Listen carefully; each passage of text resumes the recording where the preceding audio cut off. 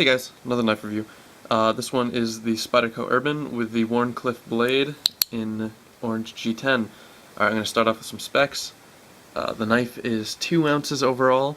The blade itself is 2.6 inches with a cutting edge of 2¼ inches, a handle of 3½ inches, which makes for a 6.1 inch overall knife, which is a really great size for this. It fits my hand really well. I mean, I don't have very large hands or very small hands, but it fits pretty good, and everyone that's handled this knife that I've lent it to has no complaints that it's like, oh, this is too big or this is too small.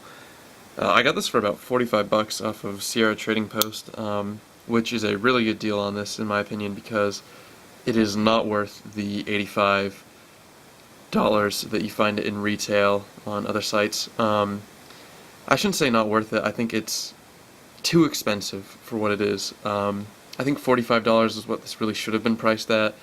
It's really good quality, but I just don't, I mean, maybe the slip joint, maybe I just don't know if that adds a lot of manufacturing cost or just other costs, but it really shouldn't be $45 for what you get. That's my only complaint on this knife, is the cost.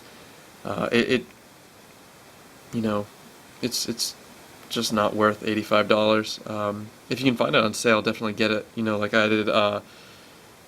Last time I checked, Sierra Trading Post was having that sale still. Sometimes they pop it up from time to time where it's about half off. I don't know if this is going to be in stock. There's some other models there, which I'm sure 40% off will be a nice discount for you. Yeah. So this is made in Seki City, Japan. As you can see, right there.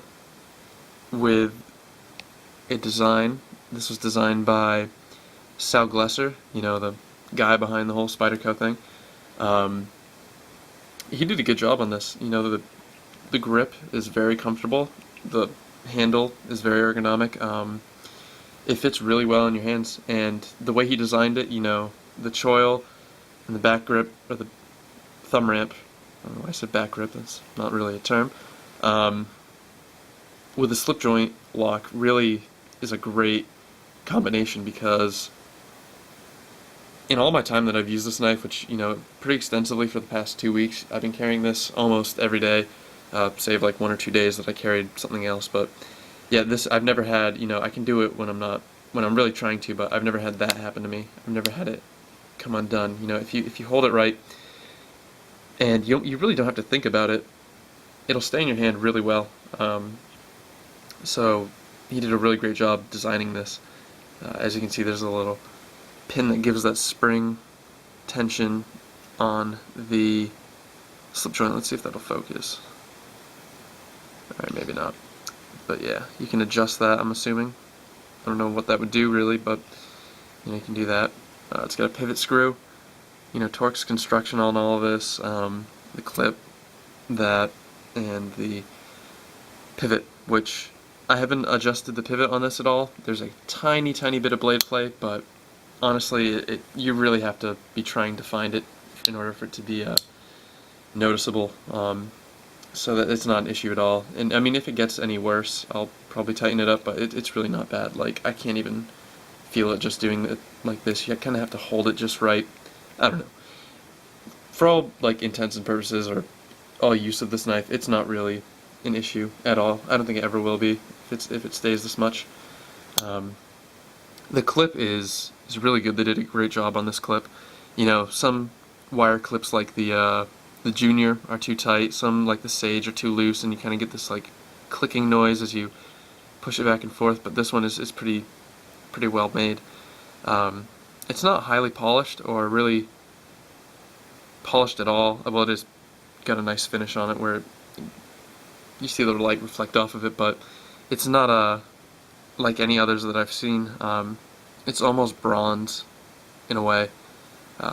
It's tough to see over the video. You kind of have to see it in person, but it's definitely different than the other Spyderco clips, which, is pretty cool. Adds a level of uniqueness to this knife. As you can see, it's got a full metal backspacer, which is not really a backspacer at all. It's the locking bar of the slip joint. And while I'm talking about that, I'm just going to show you guys one feature that I think is pretty cool on this knife, which is the half stop. As you can see, maybe I don't need the light actually, but there is a little notch in it, which you can see it right there. Okay, that little, it's right where my nail is. Sorry by the way guys, if in my videos my nails are a little bit long. I do play an instrument and they help with that, the way I play it. Anyway, so that will give it sort of a stop at 90 degrees, or roughly that. You know, you can't whack it down after that, which is a nice feature in my opinion, because if you're ever using this and it does come undone and you're holding it kind of down here, your fingers are out of the way and it's going to stop before you go any further and you're going to catch it. But it makes for kind of 2 clicks, which you can't flick this knife open because of that. I've tried it many times this way. I've gotten it a couple times doing the spider drop, but you know, you wouldn't ever use this for anything. You need to open it really fast, one-handed, like that. You can just take your time with it. It takes, I mean, that's no time at all to do that. And like I said, if you really need to, you can do the spider drop, but, sorry, I hit the camera there. Yeah, opening it is just fine. What else? Oh, the steel on this, I haven't even talked about that, is VG10, which I'm sure many of you know is a really good steel. Easy to sharpen, holds a great edge, pretty rust resistant. I did have a couple issues with rust on this in this little corner where the grind kind of goes back to its original thickness. As you can see, I kind of cleaned it out and it left a little bit of a scratch mark.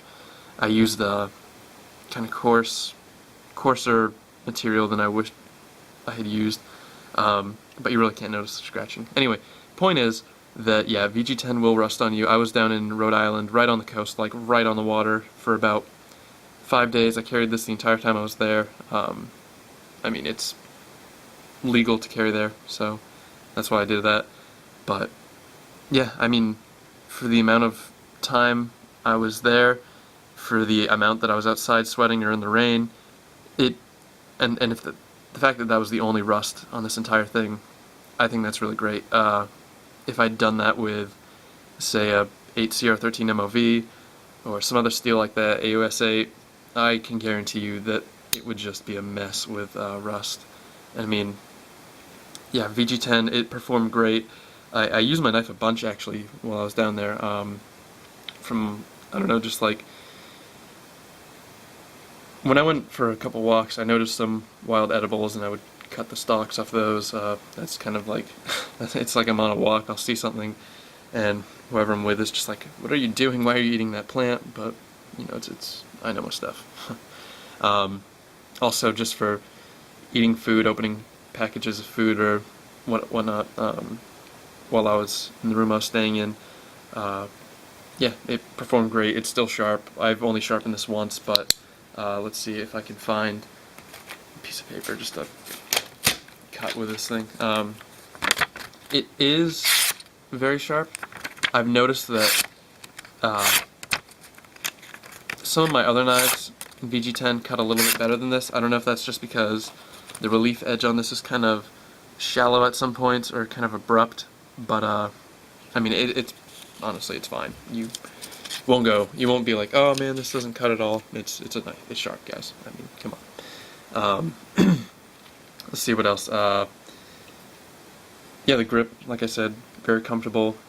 The lock is reliable. You won't have any issues with that if you use it properly.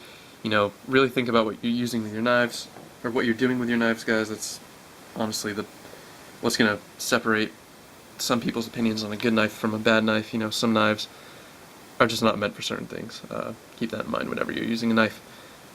The G10 on this, which I'm sure, you know, is one of the first things people notice about this knife, is very bright orange, especially in person. On video it picks up pretty well, but in person it's even brighter, especially when it's clean. This is kind of dirty. I've been, yeah, like I said, carrying it, sweating with it in my pockets and everything. But, you know, I made that video cleaning it. You can clean it up really easily with a magic eraser. That's how I did it. And it'll be just like new, you know. It's really nice to find if you ever drop this. I mean, I've quickly dropped it like in the dark and had to find it just for the sake of like, oh, picking it up, don't want to leave it there. And this definitely helps, especially if you just using a flashlight to look around. It picks up light well for what it is.